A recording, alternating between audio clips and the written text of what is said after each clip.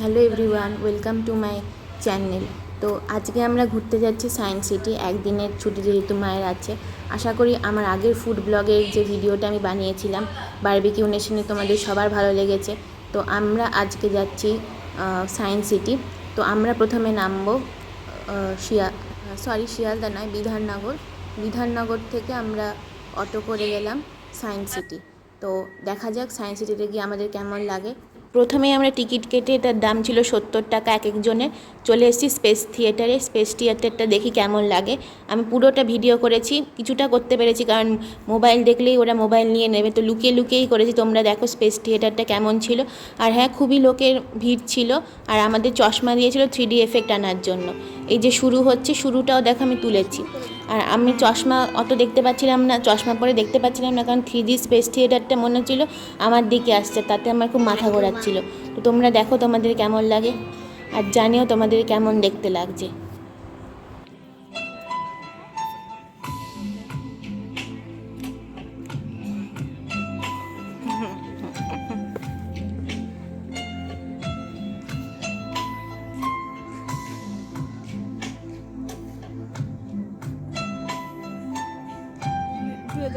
হাত তুলে রাখবে।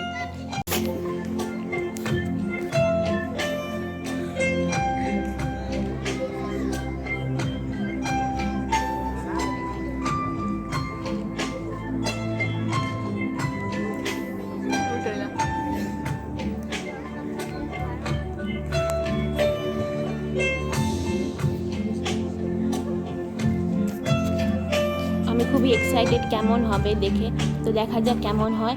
আমি খুবই এক্সাইটেড, আমার খুবই আনন্দ হচ্ছে। আমাকে ভিডিও করতে দেয়নি, তো করতে পারিনি, তো পরেরটাই চলে যাই। সরি, তোমাদের বলেছিলাম ভিডিও করব, আর্টকে দেখাচ্ছে, এটাও ভিডিও করতে দেয়নি, সরি গো। এরপরেরটা দেখো, আমি কিছুই করতে পারলাম না, অ্যালাউ করেনি ভিডিও। পরে আমি পিয়ানোতে হাঁটছি, পিয়ানো দেখো খুব মজা হচ্ছে।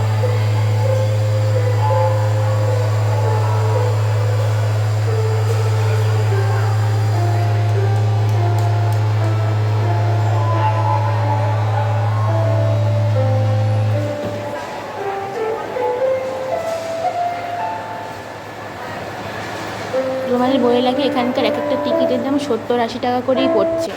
আর এরপরে আমার মা পিয়ানোতে হাঁটছে, দেখো খুব মজা হচ্ছে।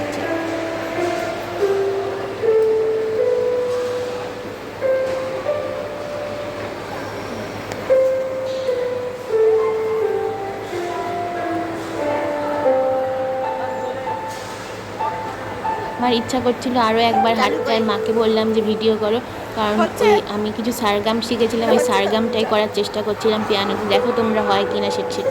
আমার আগে যে ছিল সে কিছুতেই নামছে না, তার জন্যই আমি দেখো দাঁড়িয়ে আছি। তো সে নামবে, তারপরে আমি উঠবো। সে নেমে গেলে এবার আমি উঠছি।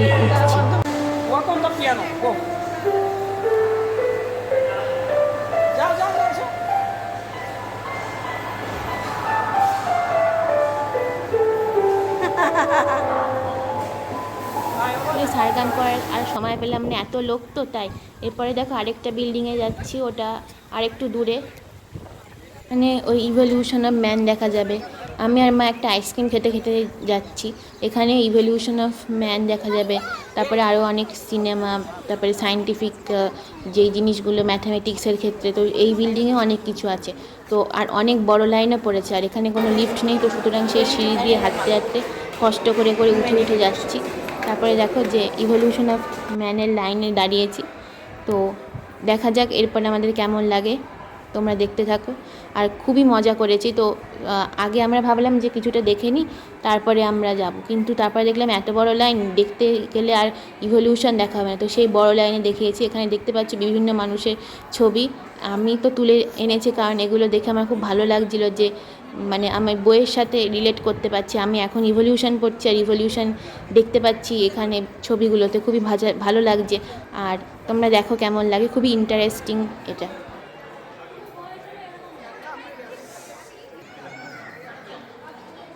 আর এদিকটাও তোমাদের দেখাচ্ছি, আমাদের পুরো লাইনে 1.5-2 ঘন্টা দাঁড়াতে হচ্ছে, আর সাথে সাথে আমি ভিডিও করতে থাকছি। খুব মজারও লাগছে ছবিগুলো, যে আমরা আগে এরকম ছিলাম, তারপরে আমরা কীভাবে মানুষ হলাম। তোমাদের নিশ্চয়ই খুব হেল্পফুল হবে এই ছবিগুলো দেখলে। দেখতে থাকো, পরপর আমি তুলেছি।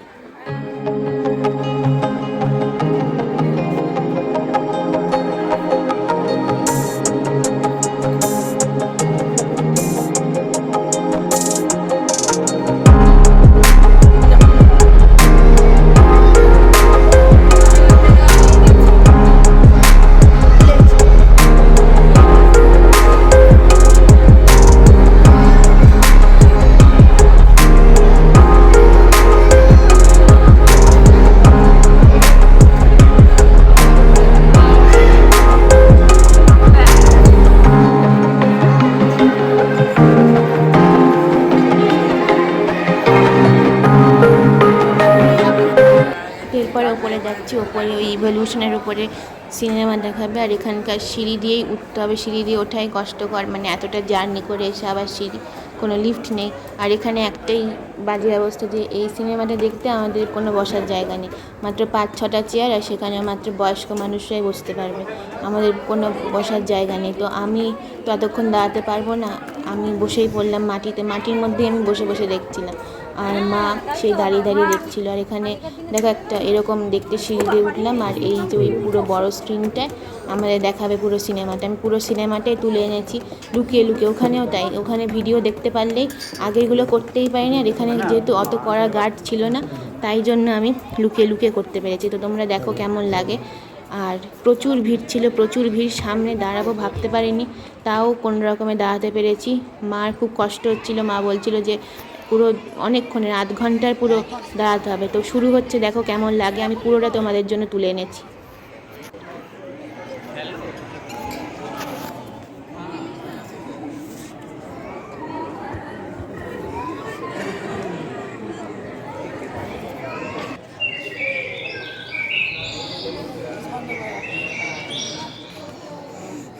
मानव विकास की चित्रमाला में आपका स्वागत है। कौन है हम, कैसे हुई हमारी उत्पत्ति, कहां से आए थे हमारे ऐतिहासिक पूर्वज, कैसे हुआ हमारा शारीरिक और मानसिक विकास,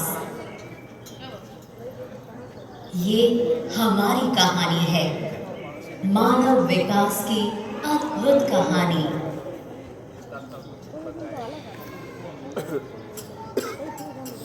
जो आप अपने सामने देखेंगे वो धरती पर ह्यूमन एवोल्यूशन की कहानी के प्रमुख प्रसंगों का कलात्मक चित्रण है।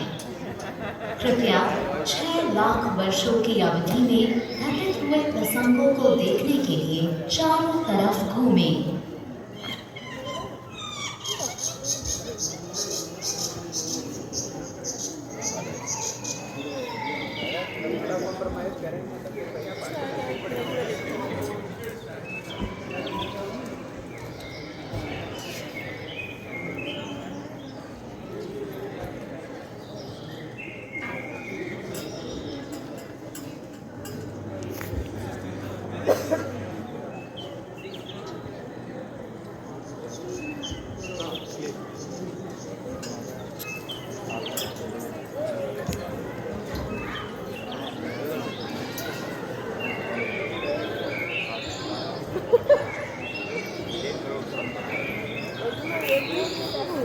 कहानी की फिल्म प्रस्तुत करेंगे।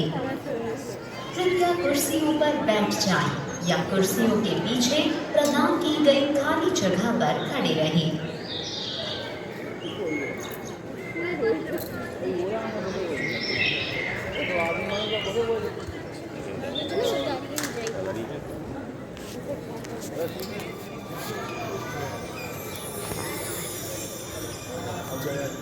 मानव जाति हमेशा अपने बारे में सवाल करती रही है, यही हमें अद्वितीय बनाता है। पिछले 150 सालों में हमने जाना कि हमारे अस्तित्व के राज हमारे पैरों तले हैं, जमीन में दफन, आलम उपकरणों और जीवाश्म हड्डियों में। हमें ऐसे सुराग सबसे ज्यादा अफ्रीका से मिलते हैं। वैज्ञानिकों और पुरातत्वविदों ने अब तक जिन प्राचीनतम अवशेषों को खोजा है उनमें कई अफ्रीकी जमीन में पाए गए हैं। हड्डियों के टुकड़े, खोपड़ी के हिस्से, आदिम उपकरणों के आकार वाले पत्थर, ये सभी एक ही निष्कर्ष की ओर इशारा करते हैं कि मानव समान विशेषताओं वाले प्राणी सबसे पहले अफ्रीका में ही रहते थे। समाज का अध्ययन, उत्खनन और उससे प्राप्त वस्तुओं के विश्लेषण के जरिए करते हैं। हाल में विज्ञान की प्रगति ने हमारे विश्लेषण को मदद दी है। कार्बन डेटिंग और अन्य तकनीक से हम किसी वस्तु की आयु जान सकते हैं। अब हम पुरानी हड्डी के टुकड़ों से डीएनए हासिल कर इसकी तुलना अन्य लोगों से कर सकते हैं। करीब 50 लाख साल पहले मानव वंश वृक्ष विभाजित हो गया। आधे वानर के रूप में विकसित हुए, जैसे हमारे करीबी आनुवंशिक संबंधी चिंपैंजी, जबकि अन्य हमारे आरंभिक पूर्वज के रूप में विकसित हुए। एक अहम खोज से पता चलता है कि कब वानर इंसानों की तरह हो गए। राख में जीवाश्मित उनके पैरों के निशान बताते हैं कि पूर्व मानव वानरों का एक समूह ज्वालामुखी की छाया में चला था।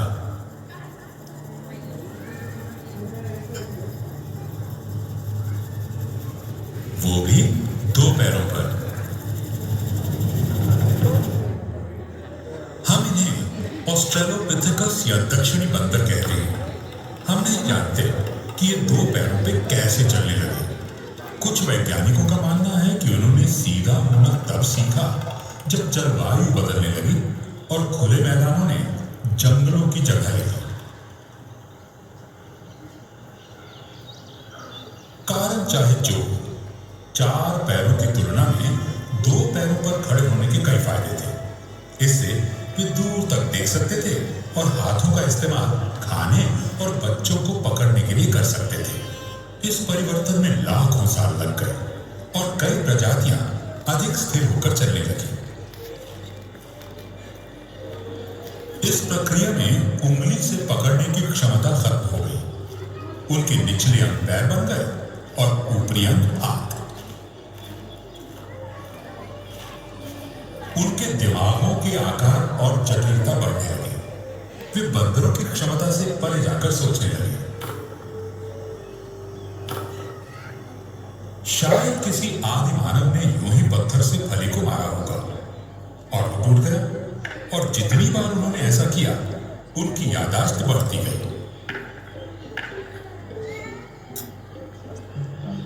कुछ समय बाद उन्होंने पत्थरों को ही तोड़ना शुरू किया और उन्हें नुकीला बनाया ताकि उनका इस्तेमाल फली तोड़ने के साथ साथ मांस काटने में भी हो सके। हम इन्हें होमो या मानव कहते हैं। उन्हें नए औजारों से अन्य जानवरों द्वारा छोड़े गए मांस को काटने में मदद मिली। मांस खाने से उन्हें अधिक प्रोटीन मिलने लगा। कुछ विशेषज्ञों का मानना है कि इस कारण उनके मस्तिष्क के आकार बढ़ गए।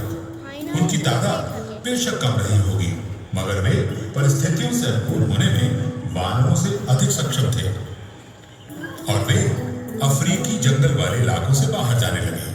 आदि मानव को मांस की तलाश में वहां जाना पड़ता था जहां अन्य शिकारी थे। लगभग 20 लाख साल पहले होमो की एक नई प्रजाति उभरने लगी। होमो इरेक्टस सीधे खड़े होकर दूर तक चल सकते थे, पर इस प्रकार खतरों से भी बच सकते थे। मध्य पूर्व और एशिया में पाए गए जीवाश्मों से पता चलता है कि इस प्रक्रिया में वे अफ्रीका से बाहर फैलने लगे। जैसे जैसे वे नई जगहों पर गए, उन्होंने नए हुनर सीखे। उनके औजार बेहतर हुए, जिनसे उन्हें मांस काटने में मदद मिली। अधिक धूप वाले खुले वातावरण में उनके बाल कम घने होने लगे। शिकार तक तुरंत पहुंचने के लिए उन्होंने दौड़ना सीख लिया। शरीर को ठंडा रखने के लिए उन्हें पसीने आने लगे, क्योंकि उनमें अन्य जानवरों की तुलना में ज्यादा ग्रंथियां थी। कुछ साक्ष्यों के अनुसार शायद वे आग का इस्तेमाल भी करते थे और उनके दिमाग बढ़ते हुए लगभग आज के हमारे मस्तिष्क के आकार के हो गए। लगभग 7 लाख साल पहले अफ्रीका में एक नया समूह विकसित हुआ, जिसे हम होमो हाइडेलबर्गेंसिस या हाइडेलबर्ग मैन कहते हैं। उनके शरीर अधिक बड़े और मांसपेशी वाले थे, ताकि वे विभिन्न जलवायु में रह सके। अब वे सिर्फ मरे हुए जानवर ही नहीं खाते थे, बल्कि खुद भी शिकार करने लगे। मामूली औजारों की जगह हाथ की कुल्हाड़ियों में ले ली। वे पत्थर की नुकीली नोक और धारदार चाकू बनाना जान गए, और शायद लकड़ी के भाले भी। एवोल्यूशन यानी उद विकास की प्रक्रिया पहले की तरह जारी रही। हजारों सैकड़ों सालों के दौरान हमारे पूर्वज अफ्रीका के बाहर यूरोप और एशिया में फैल गया। होमो हाइडेलबर्गेंसिस से कई नई संबंधित प्रजातियां विकसित हुई। उनकी शारीरिक विशेषताएं एक समान थी, लेकिन उनमें से कोई भी आधुनिक मानव की तरह नहीं था। इन प्रजातियों में हम सबसे ज्यादा होमो निएंडरथालेंसिस यानी निएंडरथाल के बारे में जानते हैं, जो हमारे सबसे करीबी विलुप्त रिश्तेदार हैं। उनके शरीर छोटे और गठीले थे और वे ठंड सह सकते थे। उनके कंधे चौड़े, हाथ छोटे और नाक काफी बड़े थे। वे आदिम पोशाक पहनते थे। वे पहले से बेहतर औजारों का इस्तेमाल करते थे और पत्थर काटने से पहले औजार का आकार तय कर लेते थे। वे शायद किसी आदिम भाषा में बातचीत करते थे। और सबसे महत्वपूर्ण बात यह कि उन्होंने आग जलाना और उसका इस्तेमाल करना सीख लिया था। हमारे पास निएंडरथाल के समय के पुरातात्विक प्रमाण ज्यादा है। निएंडरथाल की जीवाश्म हड्डियों के फ्रैक्चर और जख्मों से हमें पता चलता है कि इनके जीवन मुश्किल भरे थे। लेकिन ऐसे भी उदाहरण हैं जिनसे पता चलता है कि उनकी उम्र लंबी भी हुआ करती थी। निएंडरथाल और उनसे संबंधित प्रजातियों का लाखों साल तक अफ्रीका के बाहर दबदबा था। वे यूरोप से इंडोनेशिया तक अलग अलग वातावरण को सहते हुए सफलतापूर्वक रह सकते थे। लगभग 7,000 साल पहले अफ्रीका में विकसित एक नई प्रजाति बाहर फैलने लगी। ये पहले आधुनिक मानव थे जिन्हें हम होमो सैपियंस कहते हैं। कुछ समय तक ये विभिन्न प्रजातियां साथ साथ रहीं। हमारे पास साक्ष्य हैं कि वे संकरित थे और विचारों का आदान प्रदान करते थे, जैसे गहने बनाने और इन्हें पहनने के तरीकों के बारे में। उन्होंने पोशाक के लिए जानवर की खाल का इस्तेमाल किया होगा। फिर निएंडरथाल लुप्त होने लगे, शायद इसलिए क्योंकि उनके मांसपेशियों वाले शरीरों को जरूरत पड़ती थी अधिक भोजन की। आधुनिक मनुष्य लंबे लेकिन कम वजन के थे। उनके बच्चे देर से व्यस्त होते थे, इससे उन्हें विकसित होने और सीखने के लिए ज्यादा समय मिलता था। उनमें चिंतन की क्षमता आ गई थी। वे निएंडरथाल की तुलना में बेहतर तरीके से शिकार और भोजन इकट्ठा कर सकते थे। उन्होंने हैंडल युक्त औजार, बेहतर भाले, छेद वाली सुई, हार्पून और गहने बनाए। वे ठंडे मौसम में अनुकूल कपड़े पहनने लगे और पहली बार जूते का इस्तेमाल भी किया। उन्होंने प्रजनन के प्रतीक में महिलाओं की मूर्तियों की नक्काशी की, गुफाओं में चित्र बनाए और हाथी के दांतों या चिड़ियों की हड्डियों से बांसुरी बनाई। उन्होंने आग का अधिकतम प्रयोग और नियंत्रण करना सीखा। आदिम चूहों के पुरातात्विक खोजों से हमें पता चलता है कि वे पारिवारिक समूहों में रहते थे। आग हर समय मौजूद रहती थी। उन्हें उससे गर्मी और रोशनी मिलती थी और जंगली जानवरों से बचाव भी होता था। उन्होंने ऐसी स्थितियां बनाई ताकि वे अपनी दुनिया के बारे में ज्यादा जान सकें। जीवन के बाद क्या होता है, ये होमो सैपियंस के लिए बड़ा सवाल था। 1,00,000 साल पहले मध्य पूर्व में साफ सफाई के लिए मरे हुए लोगों को दफनाया जाता था। हो सकता है अन्य क्षेत्रों में मुर्दों को जलाया जाता होगा, जिस कारण पुरातत्वविदों के पास इसके कोई सबूत नहीं है। तकरीबन 40,000 साल पहले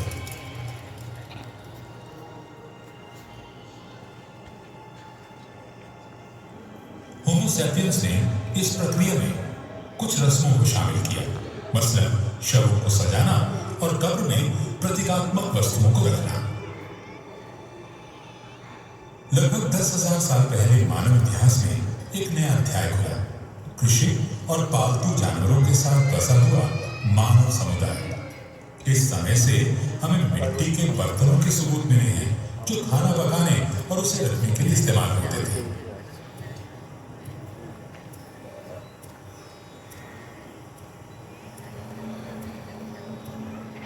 बिल्कुल वैसे ही हमें सबूत मिले बुनी हुई टोकरियों के। औजार और हथियार बनाने के लिए धातु कार्य भी प्रचलित था। मानव अपने अस्तित्व के सवालों का जवाब ढूंढने के लिए चित्रों, गीत संगीत और लिखित शब्दों के प्राचीन रूपों का इस्तेमाल करता था। शिकारी गांवों में बसने लगे और वे गांव मानव संस्कृति के उद्गम स्थल बन गए। लाखों सालों तक हमारे पूर्वजों की आबादी 10 लाख से भी कम था। होमो सैपियंस के आने से ये सब बदल गया। हम दुनिया के हर कोने में फैल गए।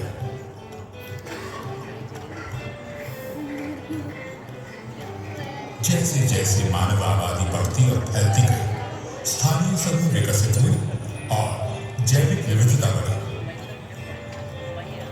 वातावरण में आने वाले लगातार बदलावों के मुताबिक हम अपने आप को ढालते गए। इससे और अधिक विविधता आई।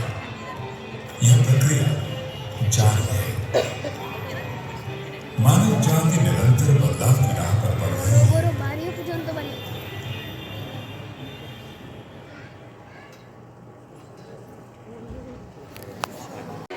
বেশ ভালোই লাগলো দেখতে, অনেক কিছু ইনফরমেটিভ ছিল। আর ওখান থেকে বেরিয়ে এসে এইগুলো ছিল যে আদিম মানুষ কীভাবে থাকতো, সিভিলাইজেশন সম্পর্কে। এরপর ইভলিউশনে আমাদের ওই একটা ট্রেনের মতো করে একটা কিছুতে বসিয়ে নিয়ে ভিতরে অন্ধকারের মধ্যে নিয়ে যাবে।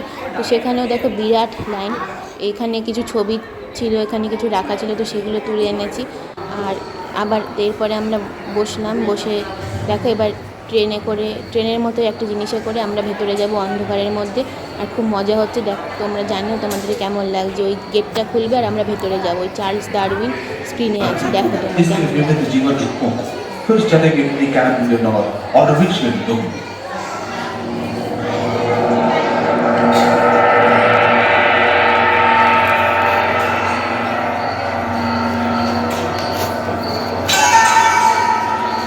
আমার তো প্রথমে খুব ভয় লাগছিল গুহার মধ্যে দেখতে। দেখো তোমাদের কেমন লাগছে।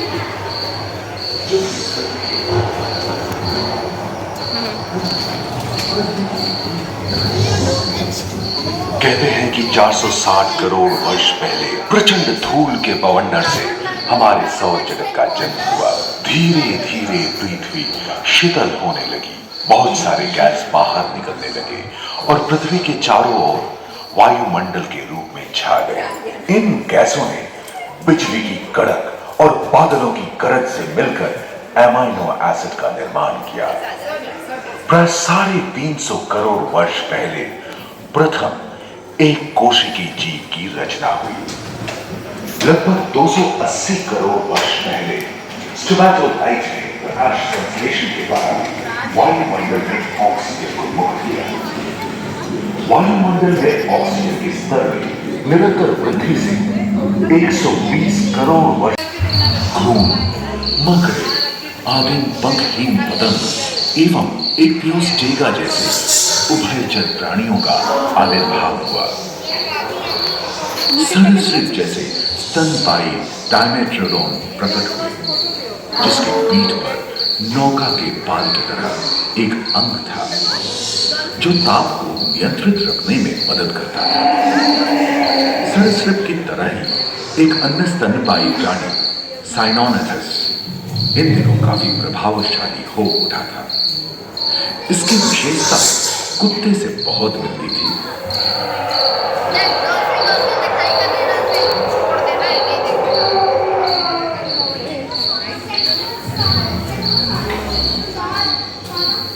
प्राय 1 मीटर तक पंख फैलाने में सक्षम दानव जैसा ड्रैगन फ्लाई, साथ ही दिलचिट्टे, बीटल एवं बिच्छू पृथ्वी के चारों ओर फैल गए थे। धरती में पाए जाने वाले अधिकांश कोयले ही कार्बोनिफेरस युग के मृत पौधे से उत्पन्न हुए थे, जो कि धरती के अंदर दब गए थे। उन दिनों पृथ्वी के 1/3 हिस्से में एकमात्र महादेश था जिसे पैंजिया कहा जाता था। जलवायु गर्म रहती थी। भूभाग पर प्रागैतिहासिक सरीसृपों का ही शासन था, जिन्होंने शुष्क जलवायु के साथ खुद को ढाल दिया था।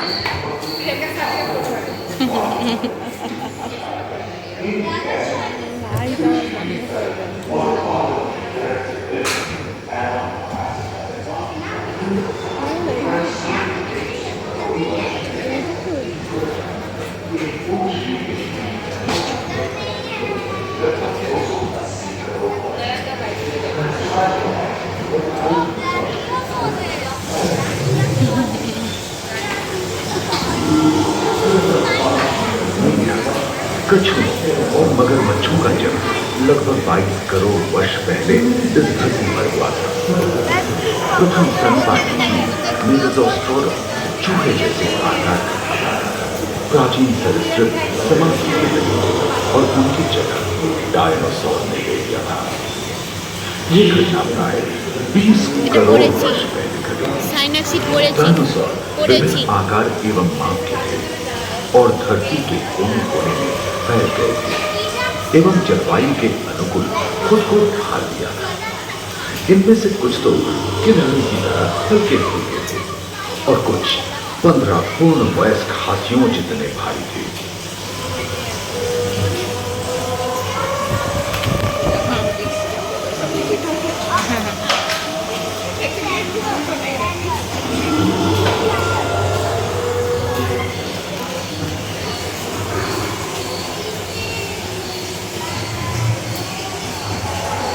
कुछ 4 पैरों से चलते तो 2 पैर वाले डायनासोर। ब्रेकियोसॉरस की लंबाई प्राय 23 मीटर थी, जो कि एक टेनिस कोर्ट की लंबाई जितनी थी और उनका वजन 75 टन था। समुद्र आकाश और सागर में छा गए थे। प्लियोसॉरस समुद्र में रहते थे। सबसे प्राचीन हवा में उड़ते थे। इसी दिन प्रथम पक्षी आर्कियोप्टेरस का उदय हुआ।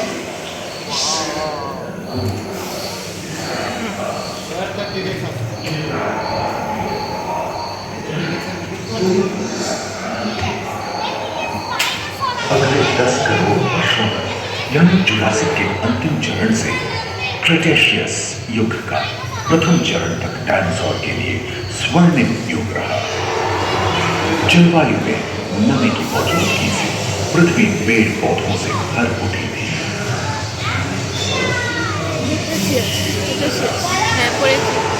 Golden age of reptile.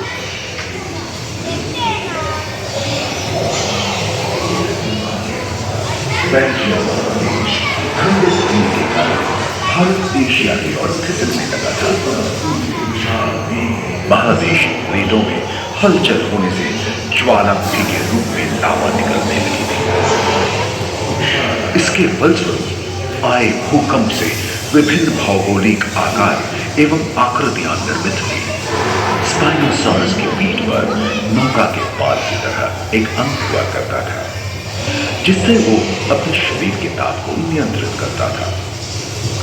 Velociraptor, कैलीमाइनस एवं ओविराप्टर जैसे छोटे डायनासोर तो ओलंपिक के तेज धावकों की तरह दौड़ सकते थे। पैरासाउरोपस और कोरिथोसॉरस के सिर पर कलगी होती थी। करीबन 5 मीटर लंबे पंख वाले टेरोनोडॉन उड़ने एवं फिसलने में माहिर थे। सुनने में विचित्र लगे, पर अधिकांश डायनासोर जैसे कि ट्राइसेराटोप्स और एंकिलोसॉरस शाकाहारी थे। लोरेसिया और गोंडवाना नाम के 2 भूखंड महादेश में रूपांतरित हुए एवं समुद्री गर्भ के कठोर आवरण रॉकीज एवं अन्य पर्वत श्रेणियां निर्मित हुई।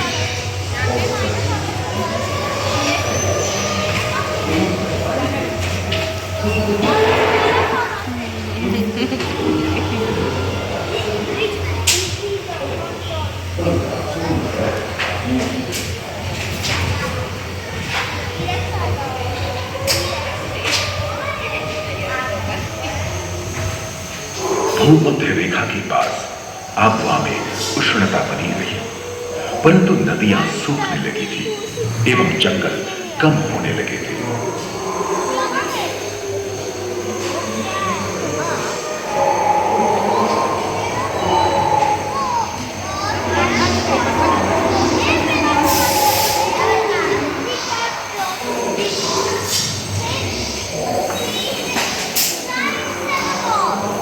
एकांत महादेश में जीव जंतुओं का विकास स्वतंत्र रूप से शुरू हुआ। सबसे पहले पुष्प वाले पौधे धरती पर विकसित हुए एवं परागण के लिए कीट पतंगों के साथ संपर्क स्थापित हुआ। वे तेजी से धरती पर बढ़ने लगे। इसी समय पहली बार धरती पर सांपों का जन्म हुआ। डायनासोर में सबसे भयंकर था टिरानोसॉरस रेक्स। भूस्थल पर इसका ही राज चलता था। यह प्राय 12 मीटर लंबा यानी 2 मंजिला मकान के आकार का था।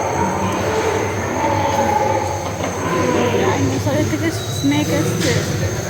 হ্যাঁ ডাইনোসর হয়েছে এই সময় টিরানোসরাস বলছে, এখানে স্নেক তৈরি হয়েছে। ল্যান্ডস্কেপ इनके हमले से बचने के लिए शाकाहारी एंकिलोसॉरस अपनी पूंछ के मुद्गर का इस्तेमाल करते। सभी डायनासोर प्राय 6.5 करोड़ वर्ष पहले विलुप्त हो चुके थे। आखिर क्यों? एक अनुमान के अनुसार एक बहुत बड़ी भूमिका पृथ्वी से जा टकराई, जिसके फलस्वरूप उत्पन्न धूल के विशाल मेघ ने हजारों वर्षों तक सूरज की किरणों को धरती पर पहुंचने से रोक दिया। फलस्वरूप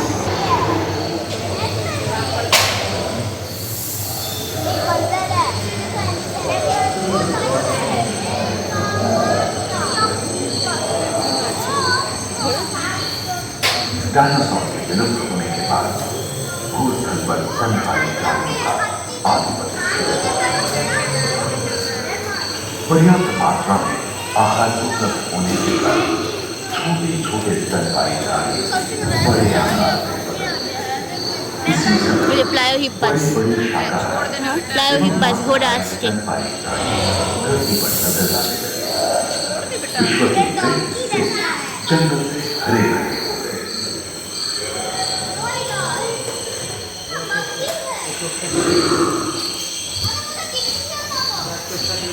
ভাই পার্টি আছে।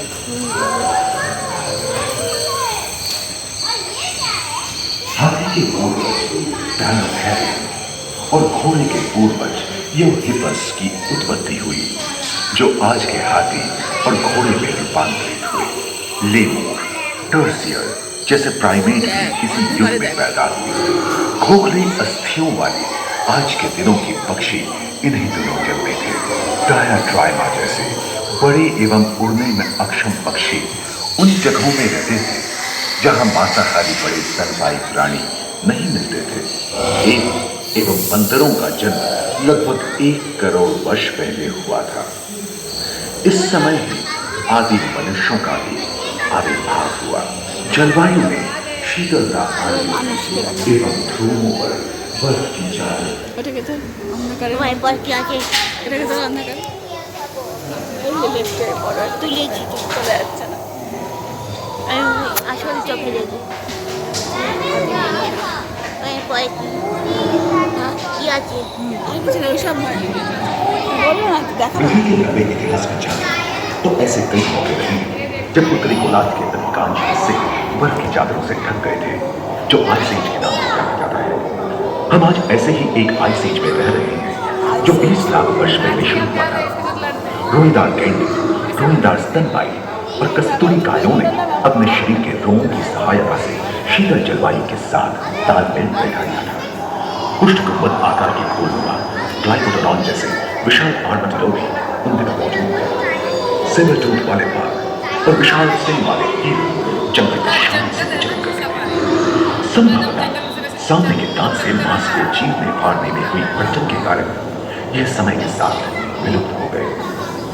वहीं दानव आकार के हिरण हिंसक जानवरों से बचने के लिए तेजी से नहीं भाग सकते थे।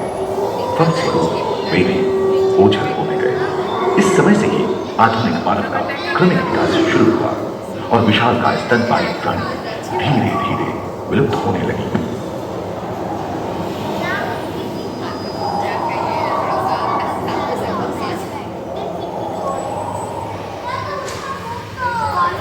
उम्मीद है कि आपको इस सफर में मजा आया होगा, जहाँ जीवन विकसित होकर लाखों अन्य रोगियों में मौजूद होगा।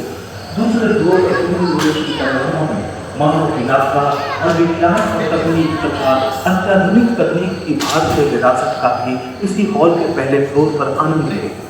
अपने अनुभवों को यादगार बनाने के लिए दोबारा आप सब जरूर आए साइंस सिटी में। ফাইনালি ইভলিউশনটা দেখা শেষ হলো। তারপরে ওই বিল্ডিং থেকে বেরোলাম, খুব খিদে পেয়েছিল। এদিকে সেভাবে কোনো দোকান নেই, আর এখানকার দোকানগুলোতে খুব চড়া দামে নিচ্ছে। দাও কী করবো, যেহেতু খিদে পেয়ে গেছে। আইসক্রিম খেলাম, আর মা আর আমি হাঁটতে হাঁটতে বাইরে বেরোচ্ছি। আর ভাবলাম এবার বাইরেটা দেখি। এখানেও একটা কফি ছিল, মা একটু কফি নিল। বাইরেটাও অনেক কিছু মেশিন টেশিন আছে। আর বাইরে এরপরে আমরা ওই স্প্রিং মাউন্টেন মানে ফোয়ারার কাছে যাচ্ছি।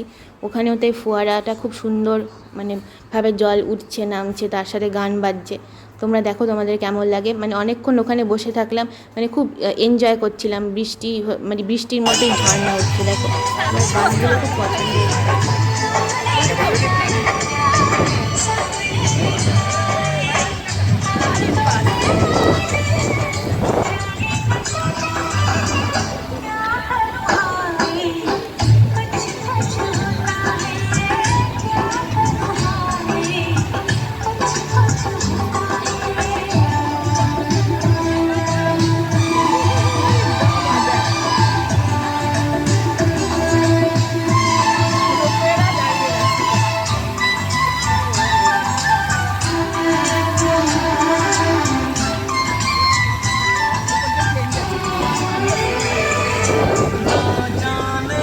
ওপর দিয়ে রোপ হয়ে যাচ্ছে।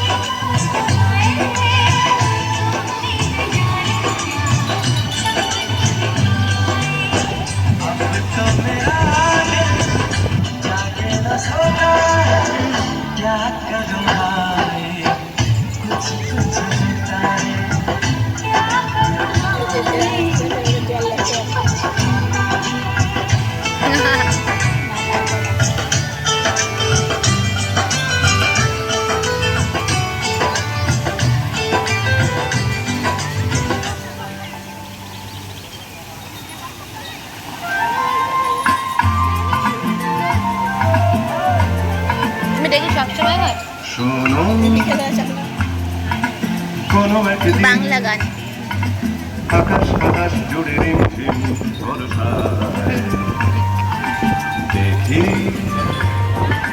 তোমার চুলের মতো মেঘসা ছড়ানো, চাঁদের মুখের পাশে জড়ানো, মন হারালো হারালো মন হারালো, মন হারালো হারালো মন হারালো, মন হারালো হারালো মন হারালো, মন হারালো হারালো মন হারালো সেই দিন। শোনো কোনো একদিন আকাশ বাতাস জুড়ে রিমঝিম বর্ষায় দেখি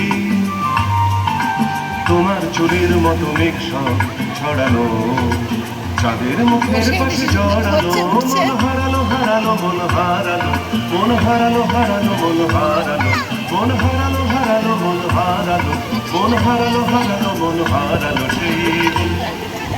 আরো একদিন তামসী তমস্বিন রাত্রি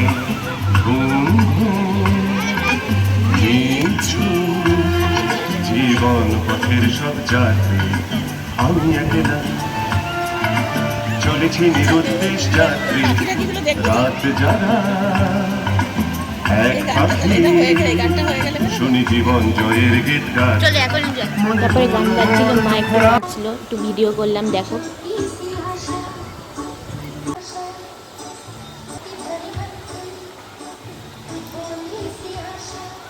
কেমন হলো নাচটা বললো। আর দেখো 3D ওয়েল, ইনফাইনাইট ওয়েল এখানে। আমি তারপরে আরেকটা বিল্ডিংয়ে এলাম, তো এখানটা এরকম দেখতে লাগলো। খুবই মজা হচ্ছিল, একদম ছোটোবেলায় 10-11 বছর আগে এসেছিলাম, তখন যখন এসেছিলাম কিছুই বুঝতে পারতাম না এক্সপেরিমেন্টগুলো। এখন বুঝতে পারছি, খুব আনন্দ লাগছে। আর সব কিছু আমি করে করে দেখছিলাম, খুবই মজা লাগছে। মানে অনেক বছর আগে এসেছিলাম আর এখন এসছি বড় হয়ে, এখন অনেক কিছু চেঞ্জ হয়ে গেছে। মানে খুবই আনন্দ করছি ব্যাপারটা। আর মায়ের সাথে এসেছি প্রথমবার, আমরা দুজন একা একা কলকাতায় পুরো সায়েন্স সিটি ঘুরছি, খুবই মজাদার। এবারে দেখো আয়না দিয়ে দেখছি ভেতরটা। সব কিছু আমি ভিডিও করে নিচ্ছি তোমাদের দেখানোর জন্য। এরপরে খুব খিদে পেয়ে গেছিলো, তো দেখলাম সামনে একটা দোকান আছে। আমি একটা স্যান্ডউইচ খেলাম, আমার যেহেতু পেটটা ব্যথা করছিল। তারপরে এক্সিটের দিকে মোটামুটি সবই ঘোরা হয়ে গেল। তো আমরা ভাবলাম যে 5টাও বেজে গেছে, রাত হয়ে যাবে, অত দূর থেকে এসেছি, তো উঠে পড়ি রোপওয়েতে। আমরা একটা রোপওয়েতে 4 জন ছিলাম, আর বিশাল বড় লাইন পড়ে। আর ফাউন্টেনটা তখন বন্ধ হয়ে গেছিলো, 5টা থেকে ফাউন্টেনটা শুরু হচ্ছিলো, তো এখন ফাউন্টেনটা আবার চলছে না, তো এখন একটু বন্ধ হয়েছে। এবার আমরা রোপওয়ে করে উঠছি। রোপওয়েতে চড়তে আমার খুব মজাও লাগছিলো, সাথে খুব ভয়ও লাগছিলো, নিচটা পুরো দেখা যাচ্ছিলো। আমরা দুজন মানে খুব মজা করছিলাম, একা একা পুরো ঘুরছিলাম। আর দেখো পুরো বিল্ডিংগুলো দেখা যাচ্ছে, কি সুন্দর নিচের দিকটা। আমি তো নিচের দিকে ফোন করতেই ভয় পাচ্ছিলাম, যদি অত ওপর থেকে নিচে ফোন পড়ে যায় তাহলে কি হবে। মোট কথা খুবই ভালো লেগেছে জার্নিটা। মানে পুরো এই প্রথমবার এসে পুরো যত কিছু আছে পুরো সায়েন্স সিটিতে ঘুরলাম, তোমাদেরকেও দেখালাম। তোমরা বলো তোমাদের কেমন লাগছে, পুরো ভিডিও করে দিই। দেখো নিচটা কি সুন্দর লাগছে, মানে খুবই সুন্দর জায়গা এটা, এবং সেফ প্রচণ্ড। তোমরা যে কোনো সময় আসতে পারো, প্রতিদিন এটা খোলা থাকে। আর আমরা শীতকালেই এসেছিলাম, শীতকালটাই মূলত ভালো, কারণ রোদ তো গরমকালে, গরমের মধ্যে ঘুরতে আরও কষ্ট হবে। আমি দোলনাও চড়েছি, সব চড়েছি, আর খুবই মজা হচ্ছিল। তোমরা দেখো রোপওয়েটা পুরোটা। এরপরে আমাকে কমেন্ট করে জানাও যে আর কোথায় কোথায়কার ভিডিও তোমরা দেখতে চাও, কোন কোন জায়গার কোন কোন ফুড ব্লগ, কী নাচ দেখতে চাও। আমি অবশ্যই তোমাদের দেখানোর চেষ্টা করব। তোমাদের সাথে এই ভিডিওটা করতে পেরেছি, শেয়ার করতে পেরেছি, এটাই বড় আমার কাছে অনেক পাওনা। কারণ আমরা তো কখনো মানে সেভাবে আমি তো ফুড ব্লগ করিনি বা ট্রাভেল ব্লগও করিনি, তো খুবই ভালো লাগছে এখানে এসে ভিডিও করতে পারছি। যখন করছি তখন সবে সানসেটের আগের মুহূর্তটা, তো খুবই ভাল লাগছে দেখতে। আর তোমরা প্লিজ অবশ্যই বলো যে তোমাদের ভিডিওটা কেমন লেগেছে। এই ভিডিওটা যদি ভালো লাগে তোমরা লাইক করো, শেয়ার করো, সাবস্ক্রাইব করো, বন্ধুদের মধ্যে ছড়িয়ে দিও ভিডিওটা যদি মনে হয় হেল্পফুল। আর আমাকে বলো যে কোন কোন জায়গা তোমাদের আরও মনে হয় যে আমার বলাটা বা ভিডিও করাটা ইমপ্রুভ করলে ভালো হয়, আর কোন কোন ইনফরমেশান দিলে আরও হেল্পফুল হয়, আমি দেওয়ার চেষ্টা করব। খুবই ভালো লাগছে এখানে এসে। আর আমার খুবই মনে হচ্ছে যে খুবই আমরা আনন্দ করছি, কারণ আমি আর মা প্রথমবার একা একা কলকাতায় পুরোটা ঘুরছি, ট্যুর করছি, খুবই আনন্দ পাচ্ছি। আর তোমরাও বলো যে তোমরা আর কোন কোন জায়গার ভিডিও দেখতে চাও। এতটা ওপরে এসে রোপওয়েটা দাঁড়িয়ে আছি, খুব ভয় লাগছিলো যদি পড়ে যায়, কারণ কি এরপর থেকে মানে আবার রিটার্ন করবে, আমরা উঁচুতে উঠলাম এরপর রিটার্ন করবে, তাই রোপওয়েটা অনেকক্ষণ দাঁড়িয়েছিল। আর আমি আর মা তো খুবই এনজয় করছি। এবার নামছে নিচের দিকে নামছে যখন, আমরা তখন মানে যখন ওপর দিকে উঠছিল আমরা উল্টো দিকে বসেছি, আর যখন নিচের দিকে নামছি তখন পুরো সামনেটা পেয়েছি, তো খুব সুন্দর লাগছে দেখতে। আর পুরো নামছি মানে খুব আস্তে আস্তে নামছি, খুব এনজয় করতে করতে নামছি। খুবই ভালো লাগছে তোমাদের সাথে এই ভিডিওটা শেয়ার করে। তো তোমরা সুস্থ থেকো, ভালো থাকো, আর বন্ধুদের মধ্যে ভিডিওটা পারলে শেয়ার করো যদি তোমাদের ভালো লাগে। আর যদি না ভালো লাগে তাহলে করতে হবে না। তো thank you for watching my video. Bye bye everyone. সবাই ভালো থেকো এবং আমার সাথে আমার ভিডিওগুলো দেখতে থেকো যদি তোমাদের ভালো লাগে। আর bye bye everyone. Thank you for watching my video. By.